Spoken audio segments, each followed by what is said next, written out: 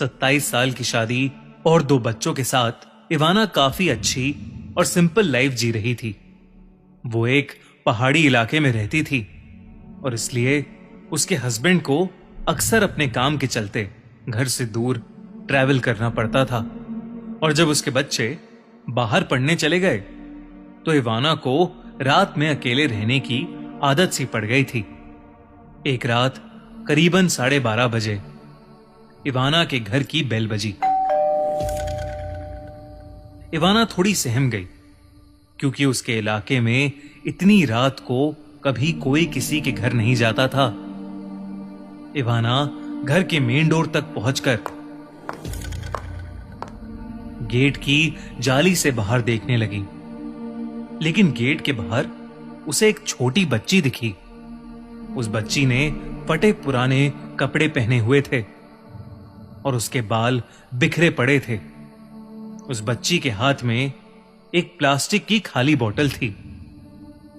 इवाना को इतनी रात में एक छोटी बच्ची का गेट पर आना काफी अजीब लगा, तो इवाना ने बच्ची से पूछा कि वो कौन है और इतनी रात को वो उसके घर पर क्या कर रही है। वो छोटी बच्ची इवाना को पानी की बोतल दिखाकर कहने लगी कि वो प्यासी है और उसे पानी चाहिए। ये कहते ही उस बच्ची ने रोना शुरू कर दिया। उसने इवाना से कहा कि उसने सुबह से पानी नहीं पिया है। एक छोटी बच्ची को रोता देख इवाना को उस पर तरस आ गया। उसने दरवाजे को हल्का सा खोलकर उस बच्ची से पानी की बोतल ली और उसे इंतजार करने को कहकर अंदर पानी भरने चली गई। कुछ ही देर में इवाना पानी की भरी बोतल लेकर वापस आई तो उसने देखा कि गेट पर अब कोई भी नहीं है।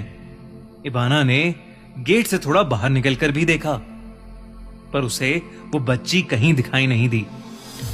इवाना वो पानी की बोतल गेट के बाहर छोड़कर ही घर के अंदर आ गई। उसे ये सब अटपटा तो लगा, पर उसे बहुत तेज नींद भी आ रही थी, इसलिए वो फिर से बेड पर जाकर सो गई। रात और गहरी हो चुकी थी और उस पहाड़ी इलाके में एकदम खामोशी छा गई थी। इवाना आराम से सो रही थी, लेकिन फिर उसने एक करवट ली और उसका पैर बेड पर पड़ी किसी चीज पर जा लगा। जब उसकी आंख खुली तो उसके होश ही उड़ गए। उसके बगल में वही फटे कपड़ों और बिखरे बालों वाली छोटी लड़की लेटी हुई थी, जो इवाना को देखकर हंसे जा रही थी। ये देख इवाना का दिल दहल गया और वो घबराहट में चिल्लाती हुई बेड से उठ खड़ी हुई। उसकी चीख सुनते ही वो लड़की वहां से भागकर किचन की ओर चली गई। इवाना को उस लड़की पर बहुत तेज गुस्सा आया कि वो लड़की बिना उसकी इजाजत के उसके घर में कैसे घुस आई। इवाना गुस्से से उसके पीछे पीछे किचन में भागी, लेकिन वहां कोई नहीं था। इवाना को लगा कि वो लड़की शायद वहीं कहीं छुप गई है। वो धीरे धीरे किचन की सारी अलमारी चेक करने लगी, लेकिन वो लड़की किसी अलमारी में भी नहीं थी। इवाना को कुछ समझ नहीं आ रहा था, लेकिन अब जो होने वाला था उसका तो उसे बिल्कुल भी अंदाजा नहीं था।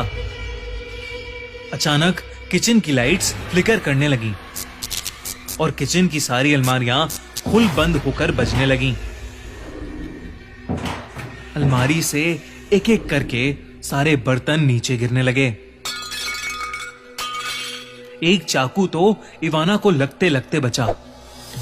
इवाना शॉक्ड थी और सुन्न होकर अपने सामने घट रहा वो अजीब हादसा देख रही थी।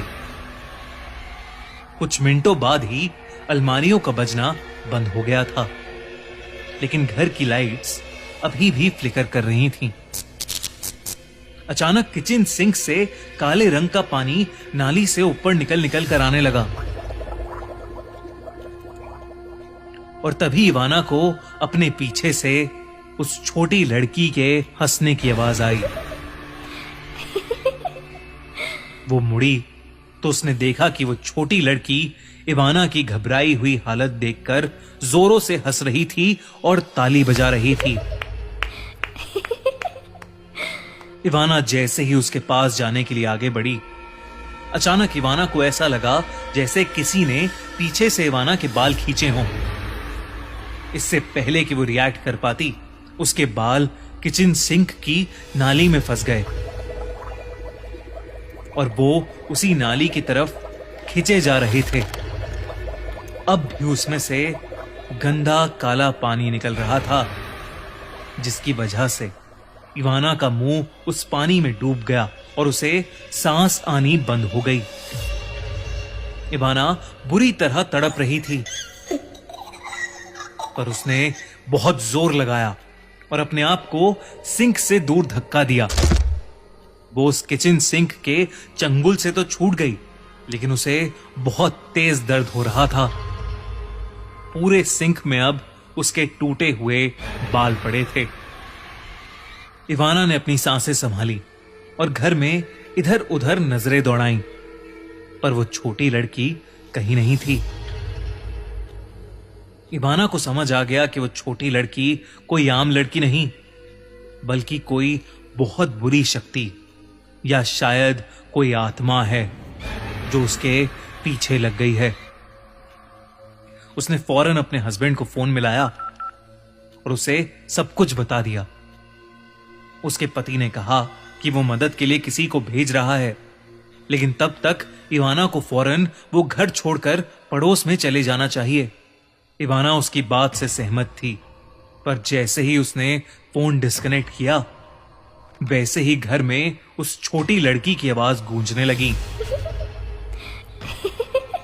मछली मछली जल की रानी है, जीवन उसका पानी है। हाथ लगाओगे तो डर जाएगी, बाहर निकालोगे बाहर निकालोगे तो मर जाएगी। और अचानक वो लड़की इवाना के सामने आ गई और उसका गला घोटने लगी। तभी इवाना के दरवाजे की घंटी बजी और जोर से दरवाजे पर खटखट हुई। उसके पड़ोसी उसकी चीखें सुनकर वहां आ चुके थे, पर वो छोटी लड़की अभी भी इवाना का गला घोट रही थी। तभी एक हट्टे कट्टे पड़ोसी ने दरवाजा तोड़ दिया और वो सब अंदर घुस गए और उन्होंने देखा कि इवाना के गले पर लाल निशान है और वो खांसे जा रही है। वो छोटी लड़की पड़ोसियों के अंदर आते ही कहीं गायब हो चुकी थी।